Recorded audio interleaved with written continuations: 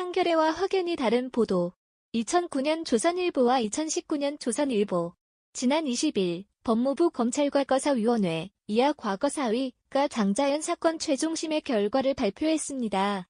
결과는 당시 경찰의 수사가 미진했던 부분과 조선일보의 외압 의혹은 인정하나 핵심 의혹에 대한 재수사 권고는 어렵다는 것이었습니다. 게다가 고 장자연 씨가 자신의 피해 사례를 언급한 문건은 대체로 사실에 부합하지만 성접대를 강요했다는 의혹을 받는 이들의 명단, 즉 장자연 리스트는 존재 여부가 확실하지 않다고 결론 내렸습니다. 하지만 검찰 과거사 진상조사단 이하 진상조사단 총괄팀장으로 사건을 직접 조사한 김영희 변호사는 이 같은 과거사위의 발표에 너무 참담하고 비통한 심정이라면서 조사팀의 소수 의견에 불과한 검사들의 의견을 과거사위가 결론으로 채택했다고 자신의 SNS에 밝혔습니다. 그도 그럴 것이 이달 13일, 지난 13개월 동안의 결과를 최종 보고한 진상조사단은 장자연 리스트가 실존했을 가능성이 높고 당시 조선일보 관계자들에 대한 수사가 부실했다는 내용의 보고서를 써 올린 것으로 확인된 바 있습니다. 다시 진실이 묻히는 게 아닐까요? 올해는 고 장자연 씨의 10주기입니다.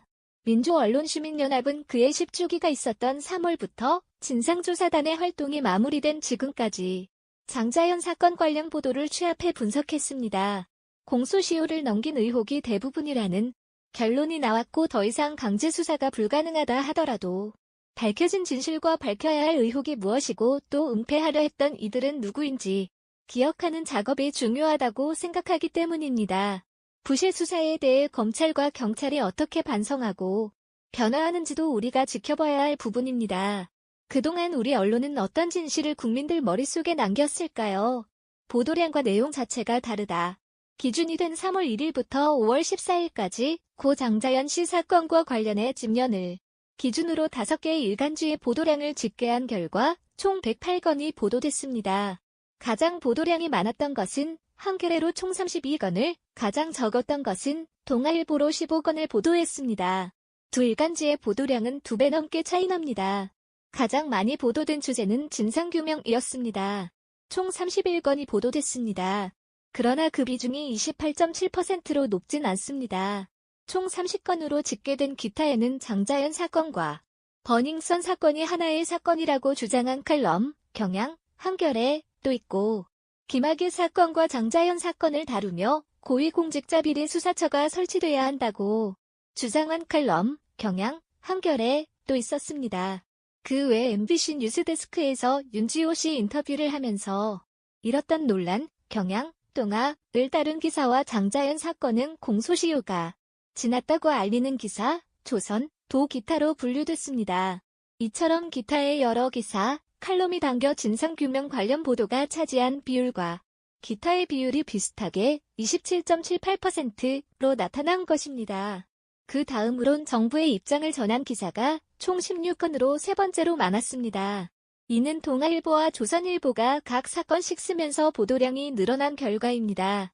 문재인 대통령이 장자연, 김학의, 버닝썬 사건에 대해 철저한 수사를 지시한 것이 3월 18일로 다음 날부터 이틀간 보도가 집중됐습니다. 특히 조선일보는 3월 19일 문 대통령의 수사 지시를 보도하면서 자유한국당이 황교안 대표 겨냥한 지시라고 펄쩍 뛴 것을 대대적으로 보도했습니다. 또한 이날 문 대통령 과거 수사 과정에 국민들이 분노 청와대는 이례적으로 발언 영상 녹화해 배폭. 3월 19일 이민석 기자에서는 진실을 바로 보지 않다 보니 이해하기 힘든 논리와 주장을 들먹였습니다. 정치와 경제, 북한 문제 중요합니다. 그러나 대통령이 철저한 수사 요청만 했을 뿐인데 다른 문제를 회피하고 있다고 주장하는 것은 지나친 억지입니다. 게다가 성접대, 성범죄, 뇌물, 폭행, 권력 유착, 탈세 등 온갖 비리와 부조리가 연결된 해당 사건들에 대한 철저한 수사가 중요한 문제가 아니라면 어떤 게 더 중요한 걸까요?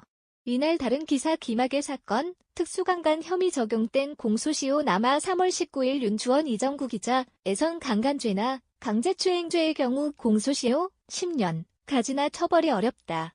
장 씨의 소속사 대표가 강제로 성관계를 갖도록 했다면 형법상 강요죄가 적용되지만 이 역시 공소시효 7년가 지났다고 설명했습니다.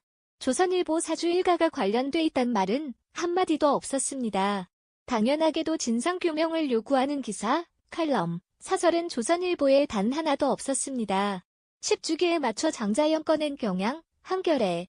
3월 7일은 고 장자연 씨 10주기. 다음 날 아침 경향신문과 한겨레가 기사를 내놨습니다. 경향신문은 벌써 10년.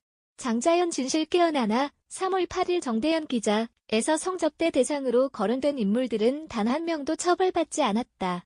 조사도 제대로 이뤄지지 않았다고 짚은 뒤 당시 진상조사단의 조사가 마무리돼감을 알렸습니다. 한겨레는 장자연 사건 기업, 언론인 조사, 진전이 있을까? 3월 8일 최우리 기자에서 진상조사 활동이 3월 말 종료된다. 진상조사단 활동 연장 전 면서 하지만 조사단이 국민 기대만큼의 조사 결과를 내놓을지 미지수다. 강제 조사권이 없어 주요 관련자들에 대한 조사도 충분히 이뤄지지 못하고 있다고 지적했습니다. 조선일보가 관련 있다고 말 못하는 동아일보. 3월 12일 윤지호 씨가 진상조사단에 출석해 조사를 받았습니다. 이날 윤지호 씨는 조사 과정에서 장자연 리스트에서 봤다는 언론사 관계자 3명과 국회의원 1인에 대해 진술한 것으로 알려졌습니다. 물론 이 언론사가 조선일보였다고도 기자들을 만나 이야기했습니다. 조선일보를 제외한 4개 신문사에서 윤지호 씨와 그의 변호인 말을 전했습니다. 조선일보야 자사 사주 일가와 관련이 있어 기사를 안 썼다고 치더라도 동아일보마저 조선일보를 언급하지 않았는데요. 동아일보 장자연 문건 봤다는 동료 배우 특이한 이름의 국회의원과 같은 성 쓰는 언론인 3명 있다. 3월 13일 정성택 기자에서는 윤지호 씨가 이날 진술했다는 언론인들에 대해 같은 성을 쓰는 언론인 3명이라고만 언급했습니다. 게다가 고 장자연 씨를 강제추행한 혐의로 재판을 받아온 전직 조선일보 기자 조모 씨에 대해서도 신문기자 출신인 조모 씨라고만 표현했습니다. 조선일보, 정부 진상규명 요구의 첫 기사. 그러나 내용은 안티정부. 3월 19일 5개 일간지에서 19건의 기사를 내 모니터링 기간 가장 많은 기사가 나왔습니다. 이는 18일 문 대통령이 장자연, 김학의, 버닝썬 사건에 대해 철저한 수사를 지시했기 때문입니다. 이날 문 대통령은 청와대에서 법무부 박상기, 행정안전부 김부겸 장관으로부터 세 사건과 관련해 보고를 받은 뒤 법무부 장관과 행안부 장관이 함께 책임을 지고 사건의 실체와 제기되는 여러 의혹을 낱낱이 규명해주길 바란다고 말했습니다. 게다가 같은 날 과거사위가 진상조사단 활동 기간 2개월 연장에 합의하기도 했습니다.